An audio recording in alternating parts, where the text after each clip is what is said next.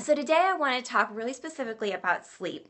Now, I'm not a sleep expert, I'm a fitness expert, but because wellness is so important to me, I've done a lot of research. So I've studied people who are sleep experts, and certainly there's some things that keep kind of coming up perennially in the research that I found.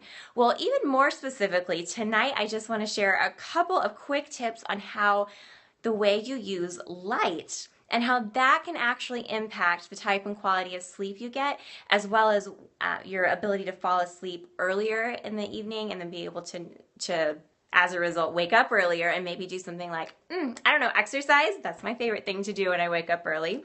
So my first trick, it's not mine, it's just based on all the research that I've done from people who are sleep experts, is to try to get a little bit of sunlight for about 10 minutes. Get 10 minutes of sunlight in the morning. I know with it staying dark later, it's a little bit more tricky to do in the winter, but if we get natural sunlight in the morning, that's actually going to reset our body's internal rhythms called circadian rhythms, which help govern the patterns that our body follows. So resetting that circadian clock is really going to help you fall asleep at night. But it happens in the morning. We got to get that light first thing in the morning, and that's going to help us fall asleep better at night. Now, the other important component of light is in the evening. So that's your morning task, is to get a little bit of sunlight in the morning. If you go to work when it's still dark, I don't know if any of you do that, see if you can't maybe grab a cup of coffee, have a coffee break midway through your morning outside, bundle up, put on a jacket if it's cold out, but that's going to help you sleep better at night, which is going to give you so much more energy.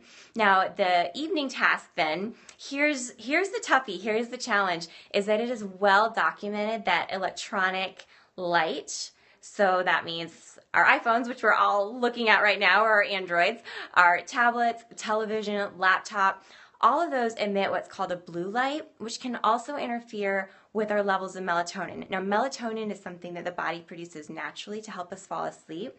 And blue light actually interferes with the way that body naturally processes melatonin. So what does that mean? That means that most of us should be thinking about turning off those electronic devices. The experts say 1 to 2 hours before bedtime. Personally, realistically, I get home, I work a full-time job, then I'm trying to work on my business. So it's a little bit difficult for me to really adhere to that 2-hour mark. But I try. Most of the time. I'm not perfect, but I do try to start to wind down the technology about an hour before bedtime so that I can sleep better.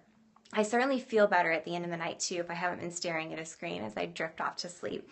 So I'm curious for you to try it and let me know how that goes. I hope those 2 tips help you get wonderful sleep. Of course, the more quality sleep that we get at night, the better we're going to feel during the day. And as a personal fitness trainer too, I can also tell you you're going to get more out of your workouts when you get adequate sleep at night. Not just not just a number of hours of sleep, but quality sleep. Because it's actually when our bodies are at rest that any time we spent in the gym actually pays off. The time that our muscles grow is at rest. What happens when we work out is that our muscles produce these tiny little micro tears, and the body responding to that during rest, that's when the muscles actually repair and then actually grow bigger. So we're creating more muscle fibers. But the only way we can do that, you can have a kick-ass, excuse my language, you can have an incredible workout, really hit it hard at the gym, but if you don't sleep that night, you're actually not going to get very good results. So definitely want to make sure you're getting the most of your workouts by getting great sleep at night. So that's my 2 cents as a fitness expert.